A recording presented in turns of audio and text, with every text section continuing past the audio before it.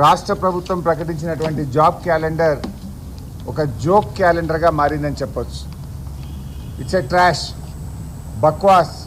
అంటే ఇవాళ రాష్ట్ర నిరుద్యోగ యువతను కాంగ్రెస్ పార్టీ దగా చేసింది, మోసపుచ్చింది. వాళ్ళు చెప్పింది ఏంటంటే ఆ రోజు మొదటి సంవత్సరమే మేము 2 లక్షల ఉద్యోగాలు ఇస్తాము అని చెప్పి అన్ని పత్రికల్లో ఫుల్ పేజ్ అడ్వర్టైజ్మెంట్లు ఇచ్చారు. వాళ్ళ ఏఐసిసి నాయకుడు రాహుల్ గాంధీ వచ్చి నాది గ్యారంటీ అని నమ్మబలికాడు. ఇంత స్పష్టంగా రాశారంటే 2 lakh appointments in the first year, మొదటి సంవత్సరంలోనే 2 లక్షల ప్రభుత్వ ఉద్యోగాలు ఇస్తామని చెప్పి గల్లీ నుంచి ఢిల్లీ దాకా నమ్మబలికారు. పత్రికల్లో అడ్వర్టైజ్మెంట్లు ఇచ్చారు. ఎలక్షన్ ప్రచారంలో ఊరూరికి చెప్పారు. నిరుద్యోగ యువతకు బస్సులు పెట్టి గ్రామాల్లో పంపించి ఊర్లలో ప్రచారం చేయించి ఓట్లు వేయించుకున్నారు. గద్దెనెక్కినాక ఇవాళ మాట మార్చింది. ఓడ దాటేదాకా ఓడ మల్లప్ప, ఓడ దాటినాక బోడ మల్లప్ప కథ ఉన్నది ఇవాళ రేవంత్ రెడ్డి కథ. ఇవాళ కాంగ్రెస్ పార్టీని రేవంత్ రెడ్డి గారు గత కొద్ది రోజులుగా నిరుద్యోగ యువత స్పష్టంగా అడుగుతూ వచ్చింది జాబ్ క్యాలెండర్ ఎప్పుడు అని. మొదటి క్యాబినెట్లోనే పెడతాం, జాబ్ క్యాలెండర్ ఇస్తాము అన్నారు. 8 నెలల తర్వాత ఊరిచ్చి 8 నెలల తర్వాత ఇవాళ జాబ్ క్యాలెండర్ ఇస్తే ఇందులో ఏమన్నా ఉన్నదా? ఏవి 2 లక్షల ఉద్యోగాలు? మీరు సంవత్సరంలోగా 2 లక్షల ఉద్యోగాలు అన్నారు. 8 నెలలు పోయింది, ఇక ఉన్నది 4 నెలలు. ఈ 4 నెలల్లో 2 లక్షల ఉద్యోగాలు ఎట్లా నింపుతారా అని ఎంతో ఆశతో నిరుద్యోగ యువత ఎదురు చూసింది. ఇందులో ఎంత జోక్ అంటే గవర్నమెంట్ అసెంబ్లీలో ఏదైనా స్టేట్మెంట్ ఇస్తే ఆ స్టేట్మెంట్ ఎవరు ఇచ్చారు? ముఖ్యమంత్రి గారు ఇచ్చారా? సంబంధిత మంత్రి ఇచ్చాడా? వాళ్ళ పేరు ఉంటుంది కింద. గవర్నమెంట్ స్టేట్మెంట్ అనేది అసెంబ్లీలో ఎప్పుడైనా పెట్టినప్పుడు ఆ స్టేట్మెంట్ ఎవరు చేస్తున్నారు? ప్రభుత్వం తరఫున ముఖ్యమంత్రియా, మంత్రి గారా, ఎవరు చేస్తారనేది కింద పేరు, సంతకం ఉంటుంది. కానీ ఇదేంటంటే చిత్తు కాగితం లాగా ఒక తెల్ల పేపర్ మీద స్టేట్మెంట్ లాంటిది పెట్టి చర్చ లేకుండా ఫటాఫట్ ఉప ముఖ్యమంత్రి గారు చదివిండు. అరే మాకు మైక్ ఇవ్వండి అంటే సభలో నుంచి ఉప ముఖ్యమంత్రి గారు బయటకు వెళ్ళిపోయింది. అంటే ఎందుకు మీరు చర్చకు భయపడ్డరు? ఎందుకు శాసనసభలో పారిపోయినరు? అరే చర్చ చేయండి, మైక్ ఇవ్వండి అంటే దీని మీద చర్చించారట.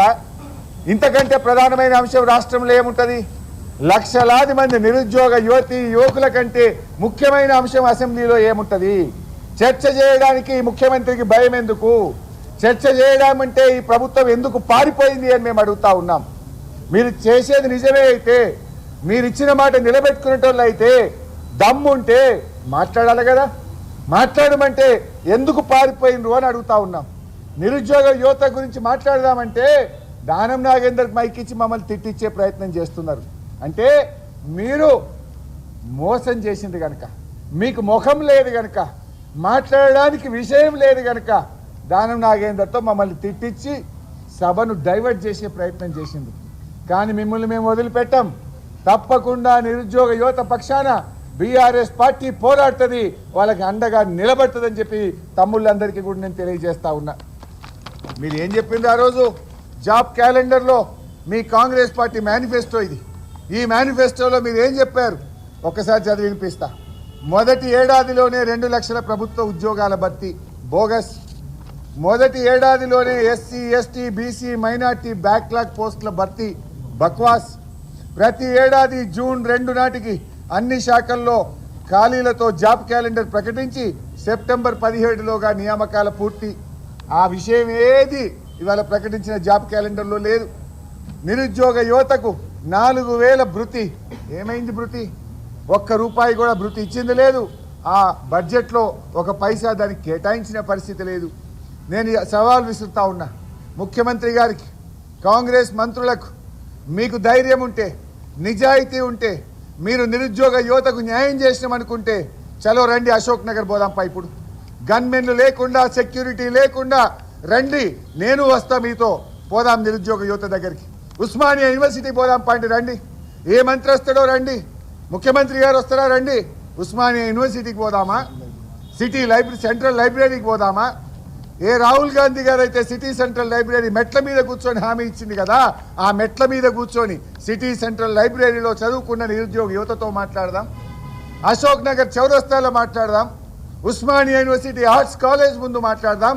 రండి దమ్ముంటే. అంటే మీరు ఏ టైం చెప్తారో ఏ డేట్ చెప్తారో చెప్పండి, నేను వస్తా. పోదాం, మాట్లాడదాం. నిరుద్యోగ యువతను మీరు మోసం చేసిండ్రా, మేం చేసినామా అక్కడే తేల్చుకుందాం. అంటే ఇవాళ మీరు మోసం చేసిండ్రు. మీరు రావడం లేదంటే, మీరు రాలేదంటే మోసం చేసినట్టు ఒప్పుకున్నట్టే.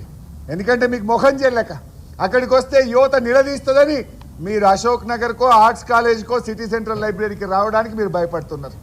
ఎన్ని రోజులు దాచుకుంటారు? ఎన్ని రోజులు తప్పించుకుంటారు? ఎక్కడ తప్పించుకుంటారు? ఏం గన్మెన్లను పెట్టుకొని తిరుగుతారా? సెక్యూరిటీలను పెట్టుకొని తిరుగుతారా? దయచేసి ఇప్పటికైనా యువతకు క్షమాపణ చెప్పండి.